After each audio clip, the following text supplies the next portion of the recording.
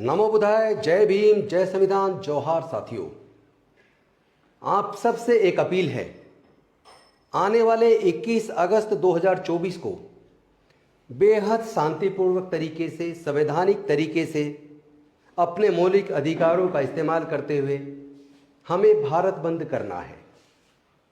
मैं तमाम बहुजनों से, तमाम न्याय पसंद लोगों से ये अपील करता हूँ कि इस भारत बंद में कृपया हमारा साथ दीजिए। आपको सबको पता होगा कि सर्वोच्च न्यायालय ने 1 अगस्त 2024 को एक निर्णय सुनाया और उसमें सरकारों को लगे हाथों एससी एसटी आरक्षण के अंदर क्रीमी लेयर लागू करने की सलाह भी दे डाली। अनुसूचित जातियों को वर्गीकरण देने का उन्होंने एक आदेश भी दे दिया, लेकिन उस आदेश में जाति जनगणना, आर्थिक व शैक्षणिक सर्वे को कंपलसरी किया।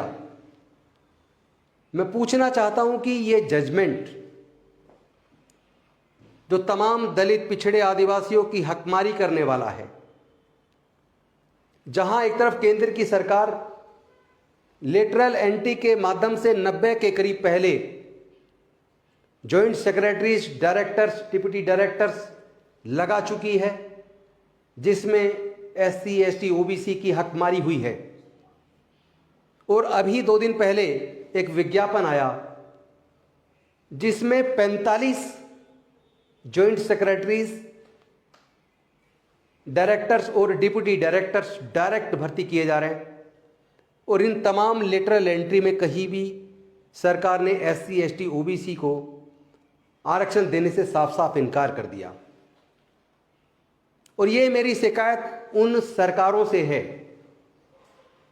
चाहे वो केंद्र की सरकार हो या राज्य सरकारें, जहां जहां पब्लिक फंड्स इन्वॉल्व होता है, जहां सरकारी पैसे से तनख्वाहें दी जाती हैं, चाहे वो वैकेंसी कॉन्ट्रैक्ट पे निकले, चाहे वो किसी प्रकार की फेलोशिप हो, चाहे वो कहीं पे एडवाइजर या कंसल्टेंट रखे जाएं, आप जो भी क्वालिफिकेशन रखना चाहते थे रखिए। अनुसूचित जाति, जनजाति, पिछड़े वर्गों में भी उस तरह की क्वालिफिकेशन वाले क्वालिफाइड लोग अवेलेबल हैं। लेकिन अगर आप उसमें लिख देते हैं कि एससी एसटी ओबीसी का कोई रिजर्वेशन नहीं है, तो आप तो पहले ही उसमें उनके संवैधानिक अधिकार को, फंडामेंटल राइट को, right of equality, article 14, article 15(4), 16(4) का उल्लंघन कर रहे हैं। आप संविधान के खिलाफ हैं। वो सारी सरकारें, चाहे वो एडवाइजर नियुक्त करे, चाहे वो फेलोशिप निकाले, चाहे वो कंसल्टेंट नियुक्त करे, चाहे कोई कॉन्ट्रैक्ट पे वैकेंसी निकाले, अगर वो रिजर्वेशन उसमें लागू नहीं करती, चूंकि भारत सरकार का एक आदेश है, सुप्रीम कोर्ट की भी उसमें जजमेंट है कि अगर 45 दिन से ज़्यादा के लिए कोई भी भर्ती की जाती है, उसमें आपको रिजर्वेशन लागू करना पड़ेगा। अनुसूचित जाति, जनजाति, पिछड़े वर्ग का प्रतिनिधित्व उनको देना पड़ेगा। अगर नहीं देते हैं तो ये उनकी हकमारी है, ये खुलेआम संविधान का उल्लंघन है।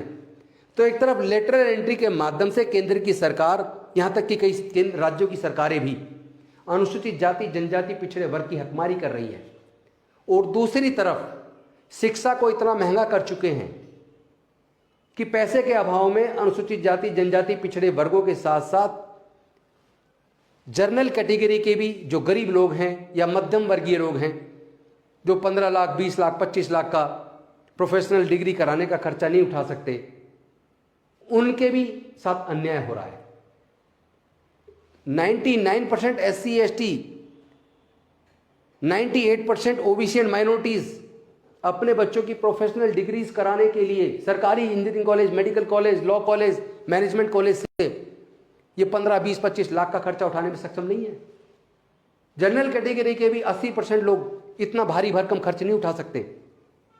आखिर ये सरकारें किसके लिए काम कर रही हैं? तो एक तरफ शिक्षा को तो महंगा करके शिक्षा छीन लिया, ऊपर से कह रहे हैं कि इन सम वर्गों को हिस्सेदारी नहीं मिली है, कुछ ही जाति सारा हक ले गई है।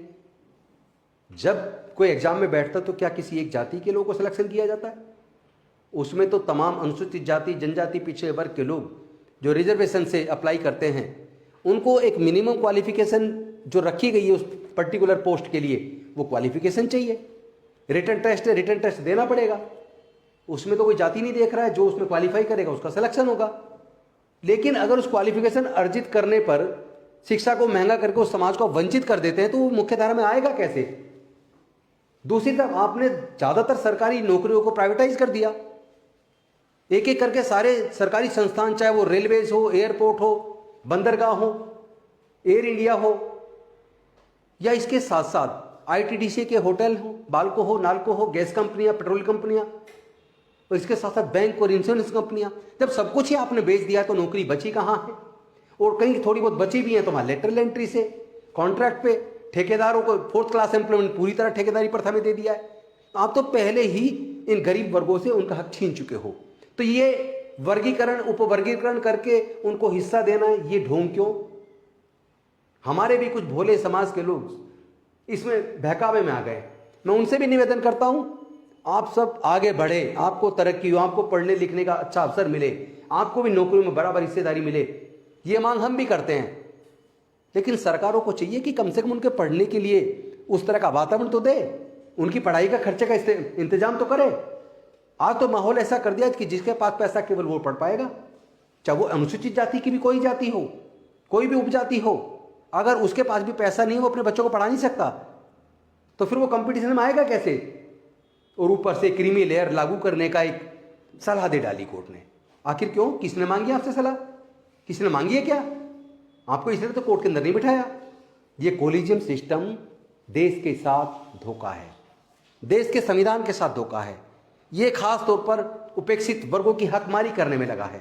एक पर्टिकुलर माइंडसेट के लोग आज जुडिशरी में, सुपीरियर जुडिशरी, हायर जुडिशरी में पहुंच गए। वहां से हमें अब न्याय की उम्मीद बची नहीं है। इसीलिए अपने न्याय की मांग करने के लिए लेटरल एंट्री के खिलाफ, क्रीमी लेयर के खिलाफ, उपवर्गीकरण के खिलाफ, और हमें आपस में जो लड़वाने की, अनुसूचित जाति, जनजाति, पिछड़े वर्गों को जो जातियों में बांटकर उन्हें आपस में लड़वाने की जो साजिश है, उस साजिश के खिलाफ 21 तारीख को जो भारत बंद की अपील की गई है, तमाम बहुजन संगठनों ने की है। मैं मिशन जय भीम के माध्यम से भी और अपनी पूरी टीम के माध्यम से उसका न केवल समर्थन करता हूं, बल्कि समस्त देशवासियों से अपील करता हूं जो समता, स्वतंत्रता, बंधुता और न्याय में भरोसा करते हैं, कृपया आप लोग इस शांतिपूर्वक भारत बंद में शामिल होइए। लेकिन किसी भी प्रकार की सरकारी संपत्ति को नुकसान नहीं पहुंचाना है। किसी की गाड़ी अगर हॉस्पिटल जा रही है, अपने इलाज के लिए कोई जा रहा है मरीज, उसको नहीं रोकना है। किसी की संपत्ति को नुकसान नहीं पहुंचाना है। बेहद शांतिपूर्वक तरीके से बाबा साहेब के संविधान को हाथ में लेके, संवैधानिक तरीके से अपने फंडामेंटल राइट का इस्तेमाल करते हुए आपको भारत बंद को सफल बनाना है और इस बहुजन आंदोलन को तेज करना है, लेटरल एंट्री को रुकवाना है, संविधान को पूरी तरीके से भारत में लागू करवाना है और तमाम क्षेत्रों में प्रतिनिधित्व हमारे समाज के लोगों को मिले, उसकी लड़ाई को मजबूत करना है। और ये जो सरकारों की तानाशाही है, कहीं पे वो एडवाइजर रख रहे हैं, कहीं पे फेलोशिप निकाल रहे हैं, कहीं पे कॉन्ट्रैक्ट पे भर्ती कर रहे हैं, ठेकेदारी प्रथा लागू कर रहे हैं, इस तरीके से जो हमारी हकमारी हो रही है उसको रोकने की ये लड़ाई हम लोग मिल के लड़ेंगे, इकट्ठा होकर लड़ेंगे, आपस में प्यार फैलाएंगे, भाईचारा फैलाएंगे। आप सबको नमो बुद्धाय, जय भीम, जय संविधान, जय भारत, जोहार।